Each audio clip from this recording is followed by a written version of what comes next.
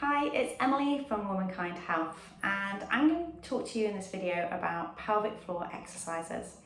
Now, a lot of women come to our clinic saying that they have tried pelvic floor exercises and either they're really not sure they're doing it right or they don't really seem to be feeling any difference for doing them.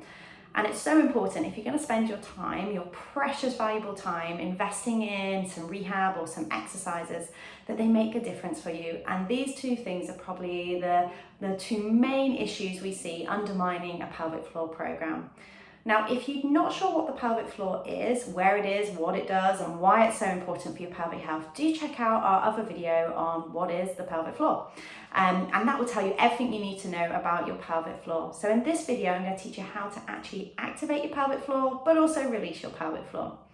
As a little recap, I'm going to use this model here to show you part of your pelvic floor. Now, your pelvic floor is a 3-layer muscle group.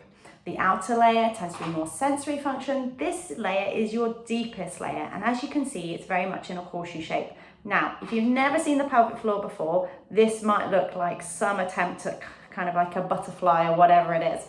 And actually, this is going to sit right inside your pelvis. So if I tipped it this way back up again, and I tilt it this way, this is where your pubic bone would be, and this is where your tailbone would be, and where you can see my fingers here would be your hip, and your hip would be on the other side.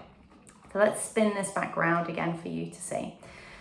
So this opening here makes way for your vagina and your front passage, and this opening here makes way for your back passage. And you can see this little circle in the center here on that pink area, and that's what we call your perineal body, which is a really important connective tissue junction.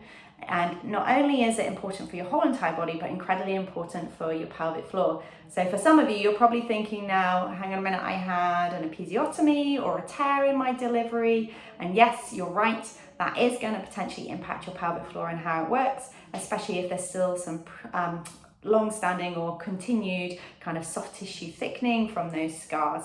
And unfortunately, we don't get taught release or massage work very much here in the UK, but we will talk about that on another video.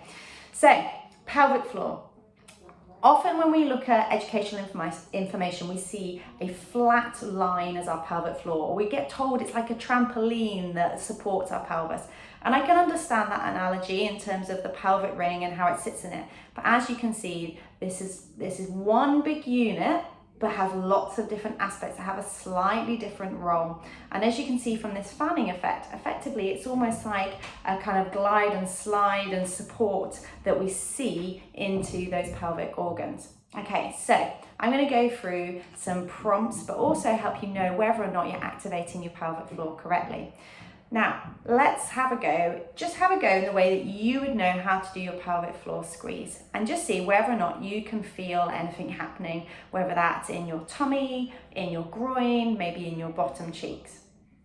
Now, ideally, we want to feel it inside and within our groin, rather than in our bottom cheeks or in our legs gripping. So if you're kind of squeezing your bottom cheeks and going up and down, or if your shoulders are going, then what you're doing there is what we call compensating. You're just looking to create some tension, and because your body's not quite sure what you're asking it to do, it's just using other muscles instead.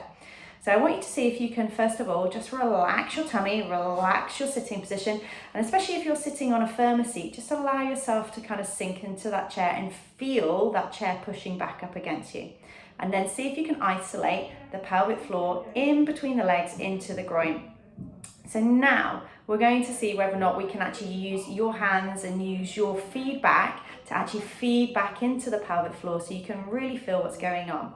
Now, as I said, these muscles here at the front attach to the pubic bone, and these ones here attach to the tailbone. So a really simple thing that you can do to help you feel whether or not your pelvic floor is working is to actually touch those areas whilst you're doing your activation. So I'll come up into standing so you can see what I'm talking about. So you can come all the way up here, press into your pubic bone or here into your tailbone, and then have another go at your pelvic floor exercises. You don't have to stand up to do that, but by feeling into the pubic bone, feeling into the tailbone, or maybe just off to the side of them into the bottom cheek, that can give some actual feedback, some pressure into those muscles and into all the nerve endings around there for them to go, oh, I can feel more, I'm more aware, I'm listening a little bit more, and that can in turn stimulate your pelvic floor to work better. Now, if you've tried that and you're still like, okay, well, I can feel it, but I'm not really sure if I'm actually doing it properly, which obviously is going to undermine your confidence in your program, I'm going to teach you a few little tricks and sort of what we call prompts to help you get your pelvic floor working. So my favourite one to use, and if you've ever been to clinic or a Pilates class with me, you'll know this one. This is wink and zip. So it's quite a silly one. It does help you remember though. So first of all, I want you to think about the wink part. So relax your tummy, relax your bottom, and I want you to think just about your back passage. So we'd be thinking right back here at the back of the pelvic floor. And I want you to imagine you've got wind, and you're just going to squeeze with that back passage as if it's winking and holding on to that wind.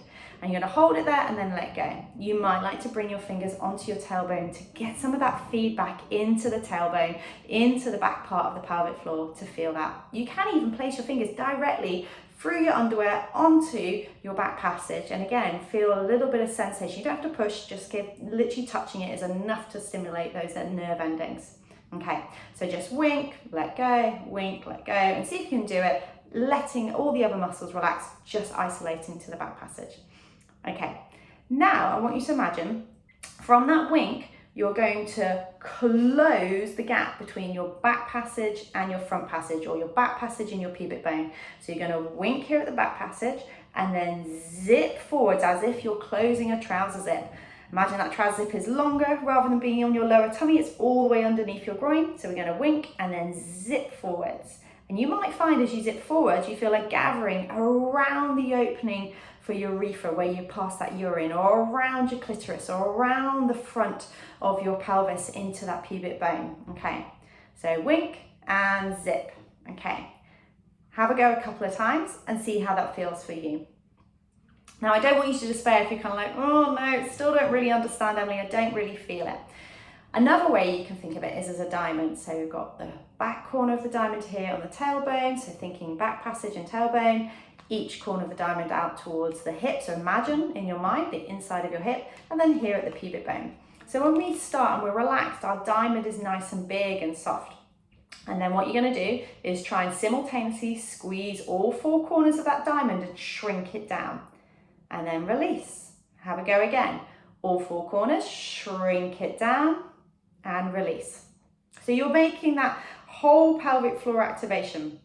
And for some of you, by having that little bit more activation out into the sides of the pelvis, into the side of the pelvic floor, will change the sensation you're feeling. And if you're really struggling to get your pelvic floor exercises going and you haven't had an examination from a physio, then just improving the sensation can be really valuable for helping you kickstart your program. But if you are unsure and you don't know what you're doing, you definitely need to see someone, get your pelvic floor checked, so they can teach you exactly what you need to be doing and how. Okay.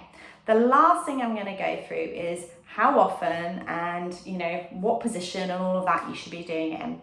Now, first things first, get it done. Just get it done.